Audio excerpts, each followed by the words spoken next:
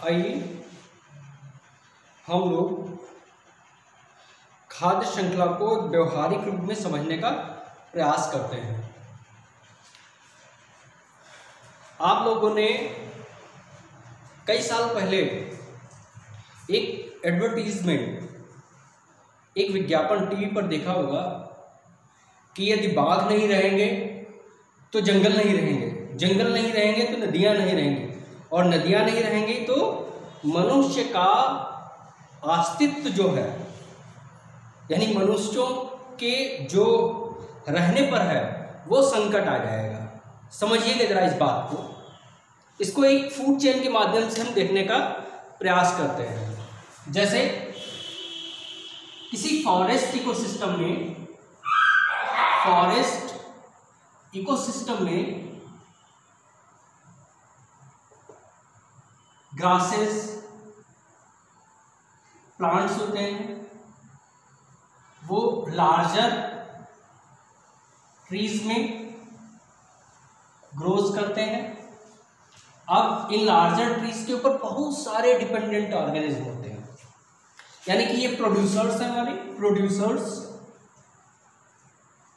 Producers और producers पे कौन निर्भर करेगा, यानी herbivores, those which derives their food by eating the producers. These are mostly herbivores. तो herbivores क्या होंगे? काउ, बफेलोज,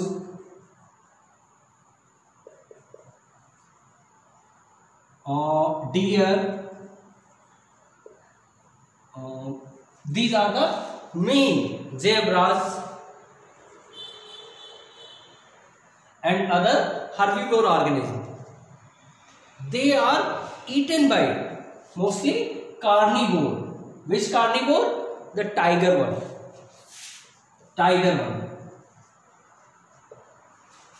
अब आप इमेजिन करिए कि यदि किसी फॉरेस्ट इकोसिस्टम में कोई टाइगर नहीं है,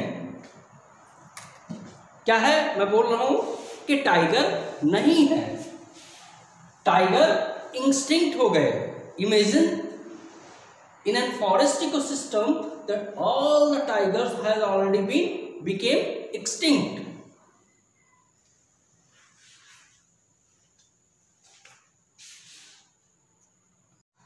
जी, तो हम लोग ये जान रहे थे कि आखिर बाघ नहीं रहेंगे तो जंगल कैसे नहीं रहेंगे, जंगल नहीं रहेंगे तो नदियां कैसे रहेंगी, और नदियां नहीं रहेंगी तो मनुष्य के अस्तित्व पर कैसे संकट उत्पन्न होगा। और न केवल मनुष्य पे, विभिन्न प्रकार के जीव जातियों पर कैसे संकट उत्पन्न होगा। देखिए, अगर हम मान लेते हैं कि टाइगर विलुप्त हो जाते हैं तो स्वाभाविक सी बात है कि इनकी जनसंख्या बढ़ जाएगी, यानी जेब्रास बढ़ जाएंगे, डियर्स बढ़ जाएंगे, और buffaloes and cause and all such kinds of the herbivores will increase abnormally. इनकी संख्या क्या हो जाएगी? इंक्रीज हो जाएगी। और जब इनकी संख्या इंक्रीज होगी तो क्या होगा कि ज्यादा से ज्यादा स्मॉलर ट्रीज और जो छोटे पौधे हैं उनको खाएंगे। तो छोटे पौधे और स्मॉलर पौधे जो हैं वो जंगल बन ही नहीं पाएंगे, और जो पेड़ बूढ़े हो गए हैं, बड़े हो गए हैं, वो कुछ 100 सालों बाद स्वतः समाप्त हो जाएंगे। अच्छा, अब आप स्पष्ट रूप से जानते हैं कि जहां पे वन ज्यादा होते हैं, जहां पे फॉरेस्ट ज्यादा होते हैं, तो फॉरेस्ट ब्रिंग्स द रेन। क्या होते हैं? जो जंगल होते हैं वो वर्षा को लाते हैं। तो जब जंगल ही नहीं होंगे तो वर्षा भी नहीं होगी, वर्षा नहीं होगी तो क्या होगा? नदियों में पानी नहीं होगा, और नदियों में पानी नहीं होगा तो क्या होगा? कृषि नहीं हो पाएगी। जो विभिन्न प्रकार के जो जीव हैं जो नदियों के किनारे बसे हुए हैं, मनुष्य की बस्तियां हैं जो नदियों के किनारे बसी हैं, वो उजड़ जाएंगी। फलस्वरूप मनुष्य के अस्तित्व पे संकट खड़ा हो जाएगा। या इसी प्रकार से आप ध्यान से सोचिए तो आपको पता चलेगा कि हाँ, वाकई में किसी एक जाति के फूड चेन में किसी एक जाति के विलुप्त होने पे कितना बड़ा संकट खड़ा हो जाता है। इसी क्रम में अब मैं दूसरी बात कहता हूं कि किसी भी फूड चेन में, जो फूड चेन किस लिए होती है, एक दूसरे से भोजन प्राप्त करना। भोजन किस लिए प्राप्त किया जाता है, ऊर्जा। तो जो ऊर्जा होती है, क्या उसका भी कोई गणितीय अनुपात होता है कि किस रूप में प्राप्त होती है या रैंडमली प्राप्त होती है? तो आइए देखते हैं इसको। लिंडेमॉन्स 10% लॉ ऑफ एनर्जी फ्लो बोला जाता है। तो आइए देखते हैं कि 10% लॉ क्या है। जैसे ये प्रोड्यूसर्स हैं, प्रोड्यूसर्स ने मान लीजिए कि 1000 कैलोरी एनर्जी अपने में संरक्षित करके रखी हुई है। प्रोड्यूसर्स को कौन खाता है, हर्बीवोर्स। तो उसका कितना प्रतिशत भाग इस ऊर्जा का, यानी 1000 कैलोरी का कितना प्रतिशत भाग T1 लेवल से T2 लेवल पे जाएगा?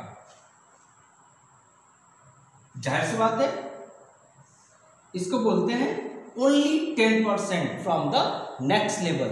अगले ट्रॉफिक लेवल से केवल 10% ही नेक्स्ट ट्रॉफिक लेवल को मिलता है। यानी कि 1000 का 10% कितना होगा, 100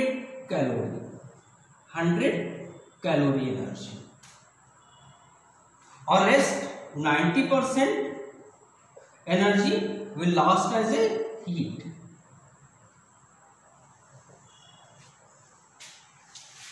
सेकेंड क्या है, अब जो भी होंगे T3, T4, T5, ये क्या होंगे, कार्निवोर होंगे।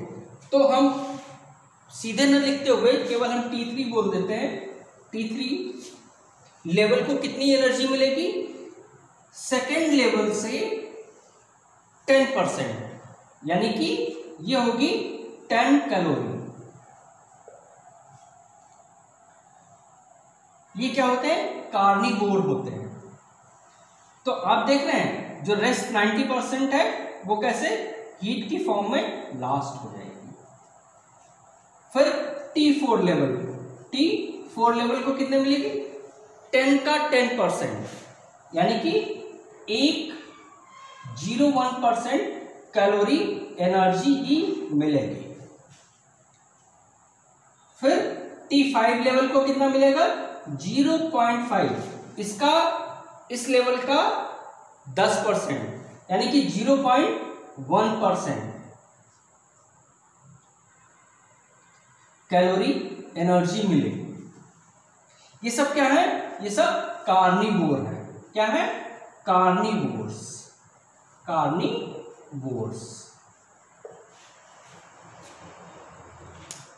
तो आपने क्या समझा, ये ऊर्जा का एक निश्चित तरीके से एक ट्रॉफिक लेवल से दूसरे ट्रॉफिक लेवल तक किस तरीके से पहुंचना होता है, only 10%। One trophic level receives the only 10% of the energy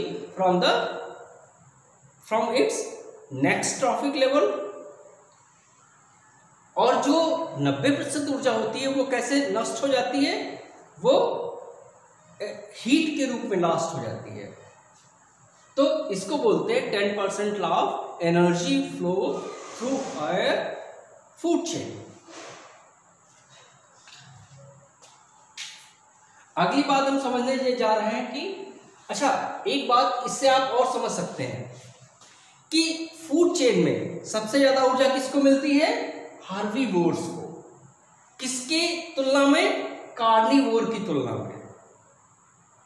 आप समझ रहे हैं हमारी बात को कि सबसे ज्यादा ऊर्जा किसको मिलती है, हार्बीवोर को, और फिर सबसे कम किसको मिलती है, कार्निवोर्स को। तो इसीलिए आज विश्व में क्या है कि शाकाहार को अपनाया जा रहा है।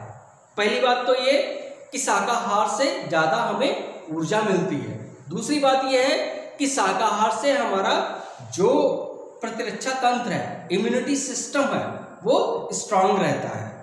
इसीलिए आज दुनिया में हम be vegan, be vegetarian, we are just following and propagating the concept of being vegan. इसीलिए वेजिटेरियन कॉन्सेप्ट इतनी ज्यादा बढ़ रही है। अब हम बात करते हैं जो हमारा अगला टॉपिक है, फूड वेब। फूड वेब यानी कि खाद्य जाल, फूड वेब।